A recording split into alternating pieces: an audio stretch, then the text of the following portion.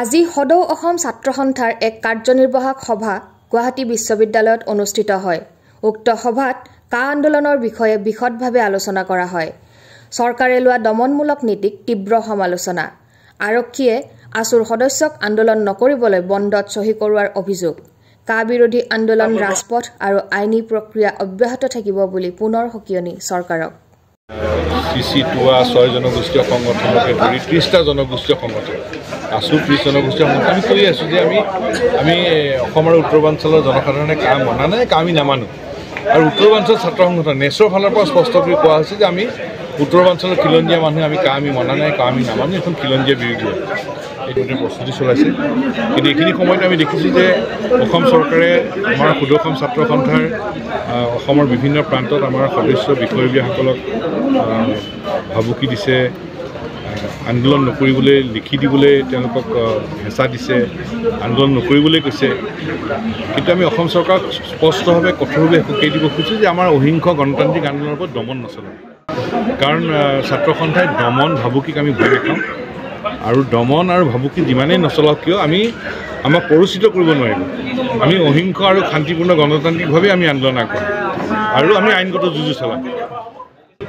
কা যদি inner line permit থকা ৰাজ্য বা ষষ্ঠ অনুসূচী থকা এলেকাবিলাকৰ কাৰণে যদি বেয়া, তেতিয়াহ'লে অসম আৰু উত্তৰাঞ্চল আন ঠাইৰ কাৰণে কা কেনেকৈ ভাল হ'ল, সেইটো প্ৰশ্ন নম্বৰ 1, যিটো প্ৰশ্নৰ উত্তৰ চৰকাৰে দিব পৰা নাই। দিল্লী দিছপুৰৰ চৰকাৰে কোনো উত্তৰ নাই।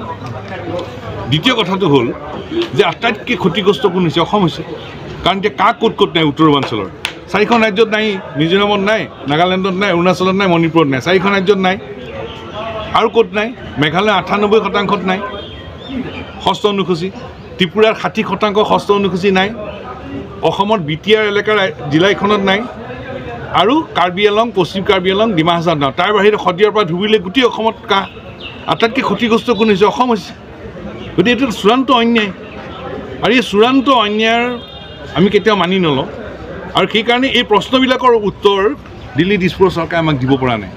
সৃষ্টি কৰাৰহে এক আন্দোলন হয়। স্বতঃস্ফূৰ্তভাৱে ৰাইজ ওলাই আহিবৰ বাবেও এতিয়া চিন্তা কৰিবলগীয়া এটা পৰিৱেশ। আমি সমালোচনাৰ ঊৰ্ধত নহয়। সদৌ অসম ছাত্ৰ সন্থাৰ অভিভাৱক হ'ল অসমৰ ৰাইজৰ দিহা পৰামৰ্শ লৈয়ে সদৌ অসম ছাত্ৰ সন্থা আগবাঢ়ি যায়। আমি সদায় ইতিবাচক সমালোচনাক আমি সদায় গ্ৰহণ কৰি আহিছোঁ, ঋণাত্মক সমালোচনাক আমি কেতিয়াও গ্ৰহণ কৰা নাই। ৰাইজৰ ইতিবাচক সমালোচনাই আমাক বাটৰ সন্ধান দি আছে আৰু ৰাইজৰ অভিভাৱকত্বতে আমি আগবাঢ়ি যাম। আমাৰ আঞ্চলিক ছাত্ৰ সন্থাৰ বহু কৰ্মকৰ্তা আছে যিসকলৰ ঘৰৰ মানুহ বা আন লোকে হয়তো এই কথাবিলাকক লৈ ভীতিগ্ৰস্ত হ'ব পাৰে। গতিকে এই কথা বতৰাবিলাক আলোচনা কৰিবৰ কাৰণে আৰু কোনো কাৰণত যাতে আমাৰ কৰ্মকৰ্তাসকল ভীতিগ্ৰস্ত নহয়, আৰক্ষীৰ ভয় ভাবুকিৰ প্ৰতি যাতে কোনেও ভীতিগ্ৰস্ত নহয়, আৰু সাহসেৰে উদ্যমেৰে অহিংস নীতিৰে গণতান্ত্ৰিকভাৱে গোটেই আন্দোলন প্ৰক্ৰিয়াটোক যাতে আমি আগবঢ়াই লৈ যাব পাৰোঁ, সেই গোটেই কথা বতৰাখিনি আলোচনা কৰি জিলা পৰ্যায়, আঞ্চলিক পৰ্যায়, শাখা পৰ্যায়লৈকে যাতে আমাৰ কৰ্মকৰ্তাসকলে লৈ যাব পাৰে, সেই গোটেই কথা বতৰাখিনি আলোচনা কৰা হৈছে। আৰু আমি পুনৰবাৰ চৰকাৰক সকীয়াই দিব বিচাৰিছোঁ, গণতান্ত্ৰিক আন্দোলনত আমি বিশ্বাসী, অহিংস আন্দোলনত আমি বিশ্বাসী। গতিকে গণতান্ত্ৰিক অহিংস আন্দোলন কৰিবলৈ যাওঁতে কোনোবাই যদি পুলিচৰ লাঠিৰ কোব দেখুৱাই, বন্দুকৰ গুলিৰ ভয় দেখুৱাই, কোনোবা বহিৰাগতে আহি যদি আমাক ভয় ভাবুকি প্ৰদান কৰে, সেই ভয় ভাবুকিলৈ সদৌ অসম ছাত্ৰ সন্থাই কাহানিও কেৰেপ কৰা নাই, আহি থাকিবলগীয়া দিনতো নকৰে।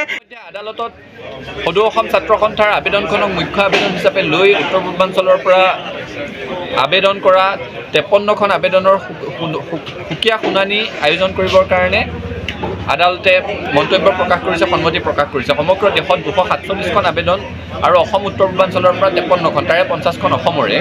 গতিকে আদালতৰ মজিয়াত যিখন আইনী যুঁজ হ'ব, সেই যুঁজখনৰ কাৰণে ছাত্ৰ সন্থাই টঙালি বান্ধিছোঁ, আৰু তাৰ সমান্তৰালভাৱে ৰাজপথতো ৰাইজৰ সহযোগত যি সংগ্ৰাম অব্যাহত ৰাখিব লাগে, ছাত্ৰ সন্থাই গণতান্ত্ৰিকভাৱে সেই সংগ্ৰাম আমি অব্যাহত ৰাখিম।